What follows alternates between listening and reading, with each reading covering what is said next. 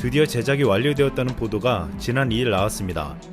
한때 미국이 기술 이전을 거부하고 국내 기술로는 개발이 절대 불가능할 것이라 여겨졌던 에이사 레이더가 놀라운 수준으로 만들어져 오는 8월에 출고식 행사를 개최할 예정입니다.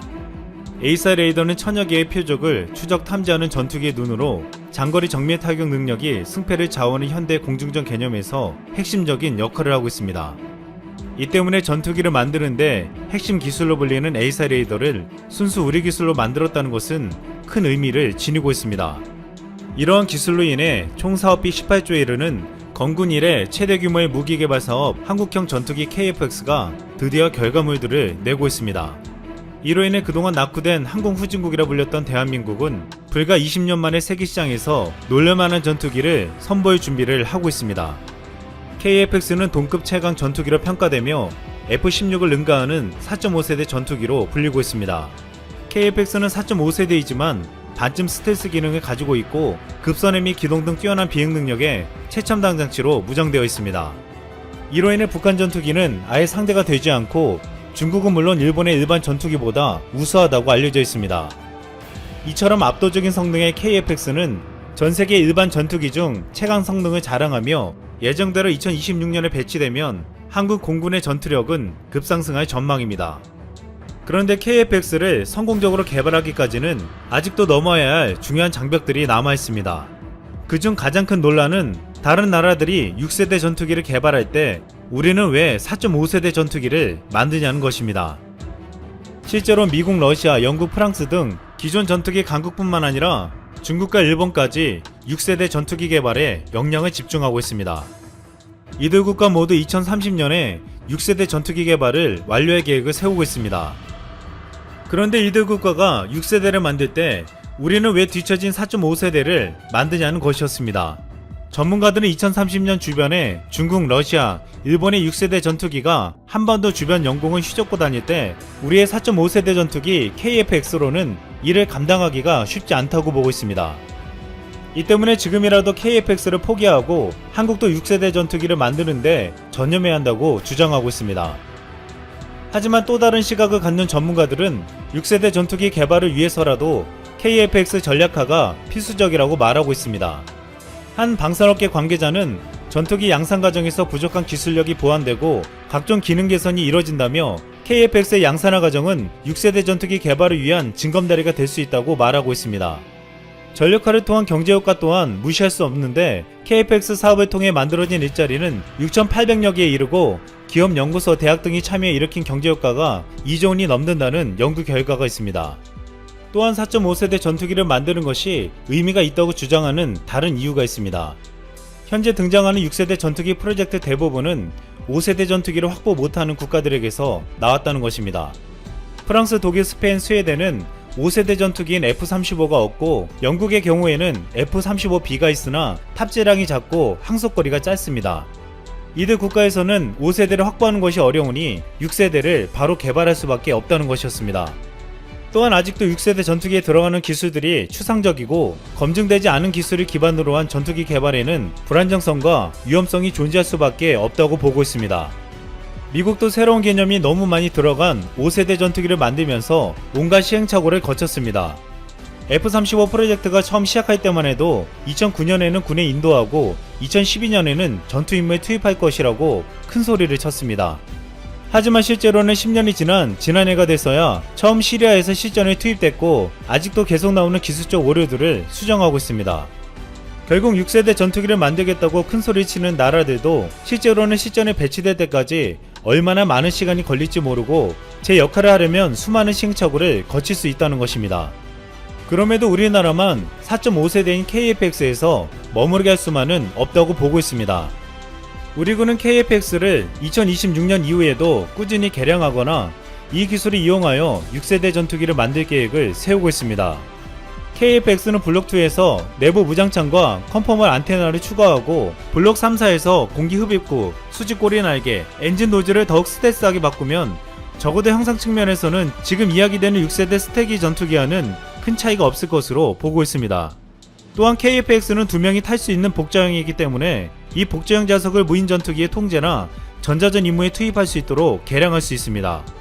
즉 추후에 KF-X를 신기술을 도입해 개량하거나 KF-X를 기반으로 그동안 개발된 기술을 가지고 6세대 전투기를 만들 수도 있다는 것입니다.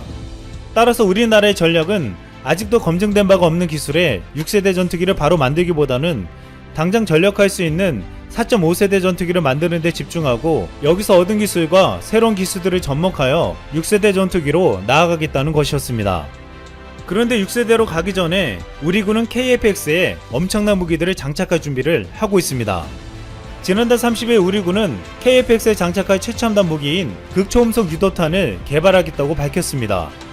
극초음속 유도탄의 속도는 기존의 초음속 유도탄보다 2배 이상 빠른 마하5에 이르는 미사일로 극초음속 유도탄이 개발되면 미중 러에 이어 세계 4번째 개발국이 됩니다.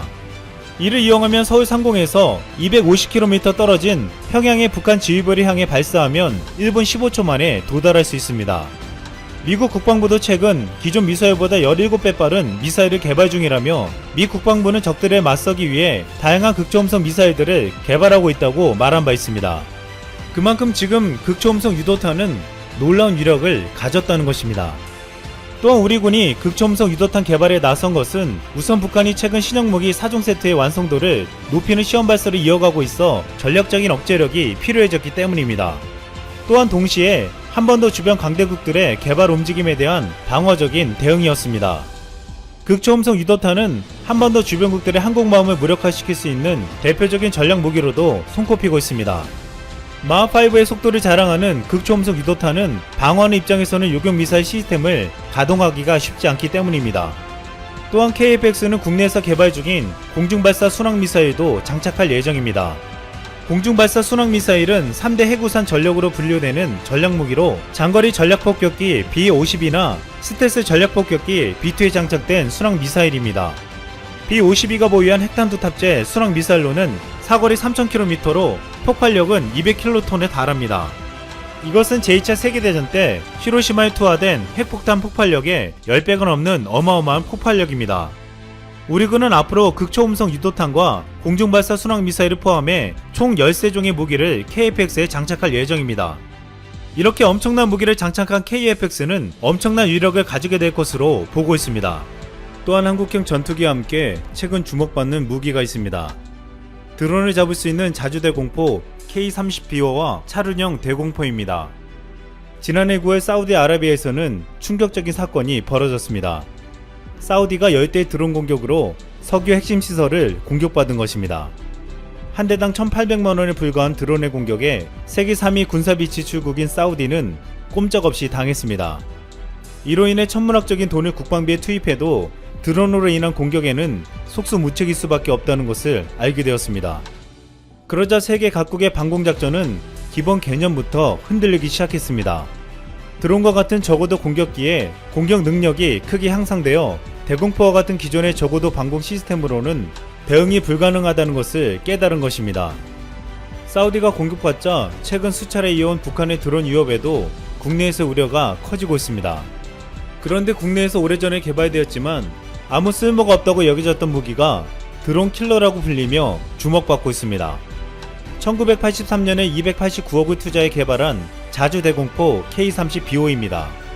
K-30BO는 북한의 구형 공격기가 저고도로 침투해오는 것을 위해 개발되었으나 2000년대 들어 레이더나 무기의 발달로 저고도 침투는 힘들어져 무용지물이라는 말이 많았습니다. 당시 스텔스 기능을 달고 초음속으로 달려와 미사일까지 쏘는 전투기를 자주포로 어떻게 막겠냐는 의문이 제기되었습니다. 그런데 최근 드론이라는 새로운 저고도 공격 무기가 등장한 것입니다. 드론을 일반 대공 미사일로 잡자니 낭비가 심했고 일반 레이더로는 탐지도 쉽지 않았습니다. 그러나 K-30BO는 3km에서 3m의 크기, 1km에서 1m의 목표를 명중시킬 수 있는 능력을 갖추었습니다. 이를 차세대 국지 방공 레이더와 연동하면 드론을 완벽하게 격추시킬 수 있었습니다. 또한 K-30BO는 적어도 미사일인 신궁을 탑재한 BO 복합 버전이 탄생하며 그 위력을 더했습니다. 이로 인해 세계 최고의 드론을 잡는 무기라고 불리며 현재 인도와 사우디에서 이를 도입하려고 협상 중입니다. 또한 K-30BO 자주대공포에 부품을 최대한 활용해 제작된 차륜형 대공포가 개발비를 크게 절감해 가성비 최고의 대공포로 손꼽히고 있습니다. 저렴한 가격 덕분에 차륜형 대공포는 비오보다 많은 300대가량의 물량이 양산될 예정으로 알려졌는데, 이는 앞으로 대량의 드론 공세에 효과적으로 대응할 수 있는 양적 인프라를 갖출 수 있게 해주고 있습니다. 또한 차륜형 대공포는 극심한 통신 교란으로 네트워크 연결이 불가능할 경우 전자광학 추적 장치를 이용해 표적을 식별하고 공격할 수 있습니다. 이를 이용하면 매복한 차륜형 대공포는 레이더 정파를 전혀 방사하지 않기 때문에 공격받는 적 항공기는 레이더 경보 수신기 경보를 들을 새도 없이 무엇에 맞았는지도 모르고 격추됩니다. 또한 차륜형 대공포의 30mm 기관포는 1문이 각각 분당 600발의 발사 속도를 가지며, 현재 풍산에서 개발한 30mm 전방비 산탄약은 매우 높은 속도로 명중률이 높기 때문에 한 발로도 확실하게 표적을 파괴할 수 있습니다. 이렇게 가성비 면에서 세계 최강인 차륜형 대공포가 내년부터 우리 군에 대량으로 배치되면 북한의 소형 무인기가 우리 수도권이나 국가 전략시설 하늘을 날아다닌다는 것은 사실상 불가능해질 전망입니다. 한국은 2020년 국방비 지출 규모가 세계 9위로 글로벌 방위산업 탑10에 들며 국방력을 강화하고 있습니다. 그런데 한국의 국방력을 경계하는 일본에서 놀라운 소식이 전해졌습니다.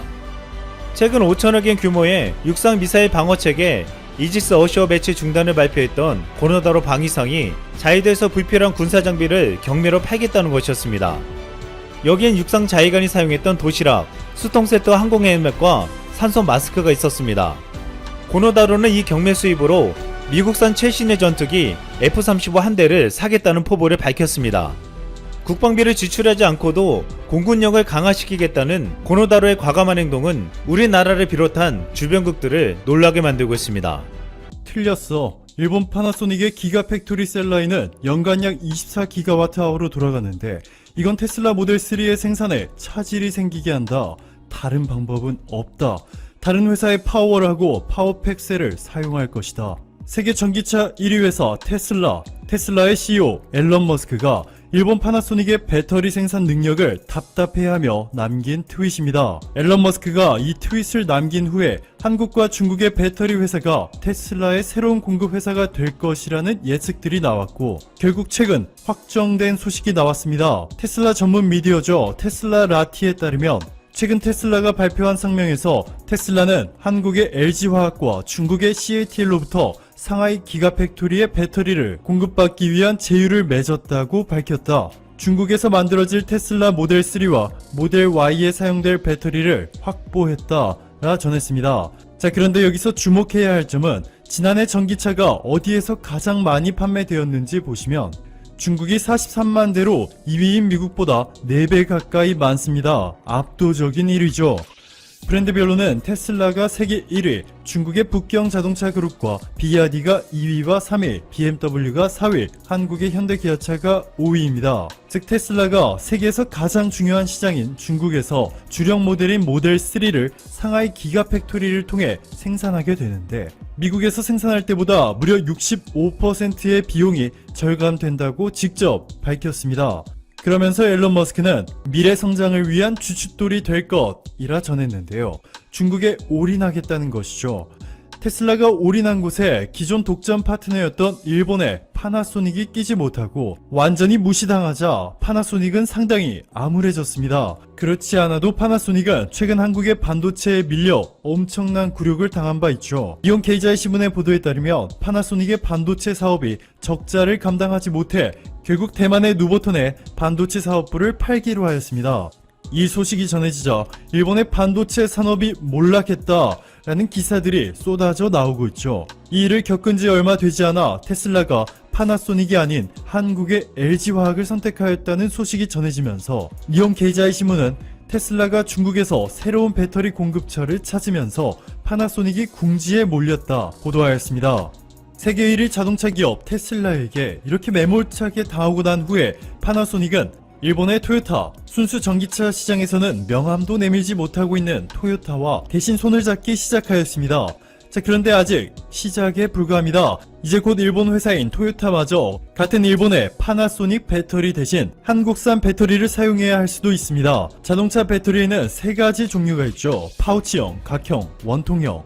안정성과 에너지 효율이 뛰어난 동시에 형태 변형까지 가능한 가장 최고난도 기술이 접목된 파우치형. 파우치형은 LG화학이 압도적인 세계 1위 기술력을 보유하고 있죠. 각형의 경우 BMW, 아우디, 폭스바겐, 포르쉐 등의 전기차에 사용 중인데요. 이 각형은 또 한국의 삼성 SDI가 장악하고 있고, 마지막으로 원통형은 가장 구식 기술로 상대적으로 생산 비용이 저렴하다는 장점이 유일합니다.